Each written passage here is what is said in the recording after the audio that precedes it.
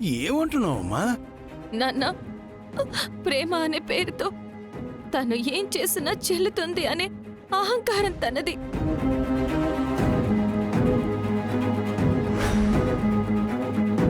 అతన్ని చూస్తే అలా అనిపించదు కదమ్మా. అతని గురించి మనకి తెలిసింది గోరంతే బామ్మ. తెలియకుండా దాచింది కొండంత.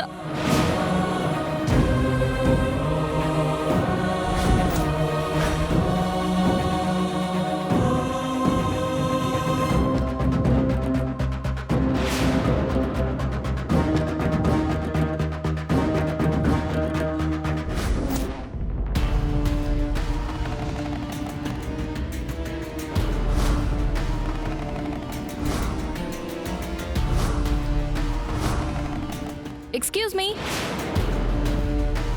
హలో,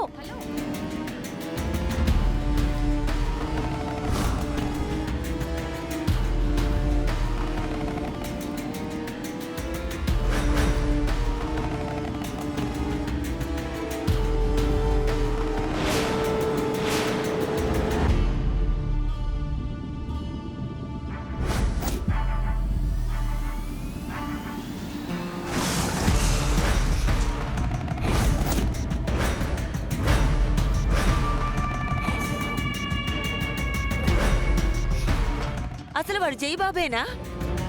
పైగా మతి భ్రమించిన వాళ్లాగా ఆ వింత ప్రవర్తన ఏంటమ్మా? పైకి బుద్ధిమంతుళ్లా కనిపించే తనలో పెద్ద శాడిస్టే ఉన్నట్టున్నాడు. ఆ రోజు అతను దేవుడి దగ్గర చేయి కాల్చుకుంటుంటే అది నీ మీద ప్రేమతో చేస్తున్నాడు అనుకున్నామమ్మా. కానీ ఇది కూడా అందులో భాగమని మేము ఊహించలేకపోయాం. నువ్విన్నాళ్ళు కలిసి బతికింది అలాంటి వాడితోనా అమ్మా? అవును అని ఆలోచిస్తేనే నాకు భయం వేస్తోంది తల్లి. ఇంకా నయ్యం, ఇప్పటికైనా వాడి గురించి నిజం తెలిసింది. అమ్మా, ఇంతకీ మీదంతా నీకు తెలిసిందన్న విషయం అతనికి తెలుసా? తెలిసిపోయింది నాన్న.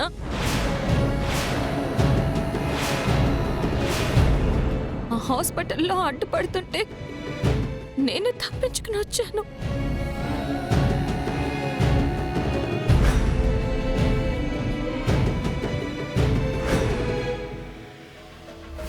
జాను, జాను,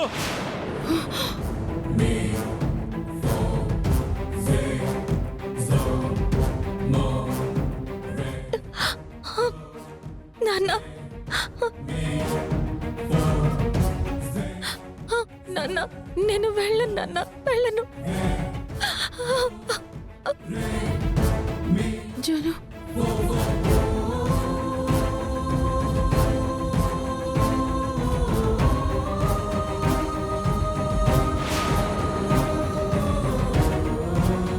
ఏంటి జాను ఎలా వచ్చేసావు?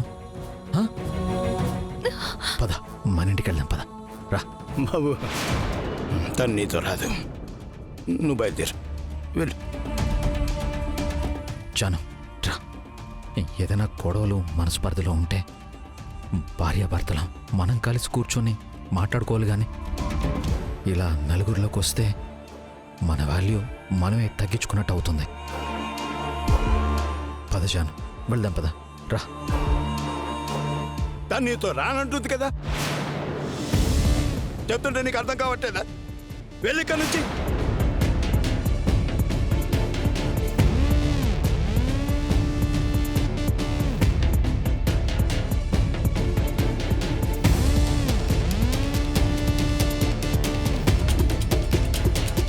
జాను, ప్లీజ్ జాను, నేను చెప్పేది విను. నేనేదైనా తప్పు చేస్తుంటే ఐఎమ్ రియల్లీ సారీ జాను. I'm sorry. ఈ రోజు నుంచి నువ్వెలా ఉండమంటే అలానే ఉంటాను. నువ్వు చెప్పినట్టే వింటాను. బాబు, ఏదైనా ఉంటే తర్వాత మాట్లాడుకుందాం. ఇప్పుడు వద్దు బాబు, ప్లీజ్ వెళ్ళు బాబు. జాను,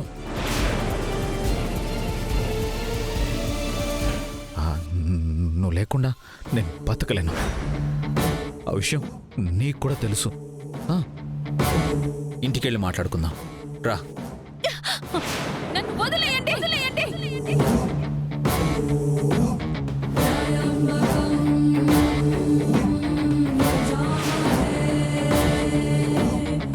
నా మీద ప్రేమ పేరుతో మా వాళ్ళని ఇబ్బంది పెట్టింది చాలు. మీ పిచ్చి, మీ స్వార్థం, మీ సైకోయిజం ఇవన్నీ నేను భరించలేను. నేనే కాదు, నీలాంటి మెంటల్లీ సిక్ పర్సన్ తో ఏ ఆడది కలిసి బతకలేదు. జాను, ఏంటి జాను నువ్వు నన్ను అపార్థం చేసుకున్నావు జాను. నీ మీద నాకున్న ప్రేమ అంతే. నేను నిన్ను ప్రేమించినంతగా ఈ ప్రపంచంలో ఏ భర్త ఏ భార్యని ప్రేమించడు జాను. అని నువ్వనుకుంటే చాలా? నీ పనులు చూశాక, నీ గురించి తెలిసాక నీ మొహం చూడాలంటేనే అసహ్యం వేస్తుంది నాకు.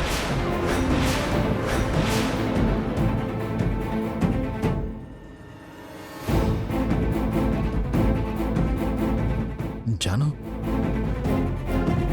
నన్ను చూస్తే నీకు అసహ్యం వేస్తుందా?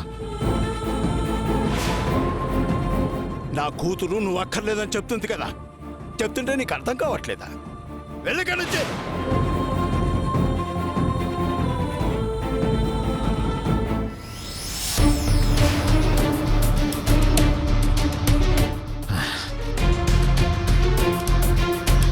నువ్వెవడో నన్ను ఆపడానికి?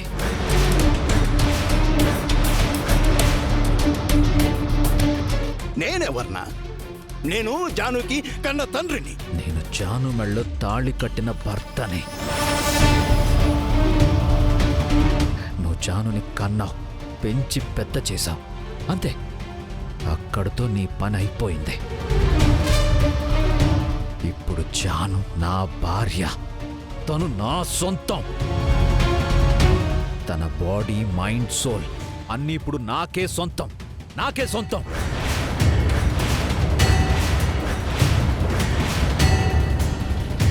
జాను, జాను, ఒక్కసారి నన్ను చూడు. జాను, ఒక్కసారి నన్ను చూడు ప్లీజ్. నా కళ్ళలోకి సూటిగా చూసి చెప్పు, ఇన్నాళ్లలో ఈ రోజైనా నేను తిట్టానా, కొట్టానా? అంతదాకా ఎందుకు? కోపంగా ఒక్క మాటైనా అన్నానా? లేదుగా. నువ్వు తిట్టినా పడేదాన్ని, కొట్టినా భరించేదాన్ని. కానీ అతి ప్రేమ, అనుమానం, స్వార్థం, సైకోయిజం అన్ని కలిసిన ఒక పచ్చి అహంకారం ఇది. ఇంకా నీలాంటి అబ్నార్మల్ బిహేవియర్ ఉన్న వాడితో కలిసి బతకడం అసాధ్యం. అర్థమయ్యేలా చెప్పింది కదా బాబు. నీలాంటి మెంటల్ గాడితో కలిసి బతకాల్సిన కర్మ దానికేం పట్టలేదు. ఇక నువ్వు వెళ్ళొచ్చు.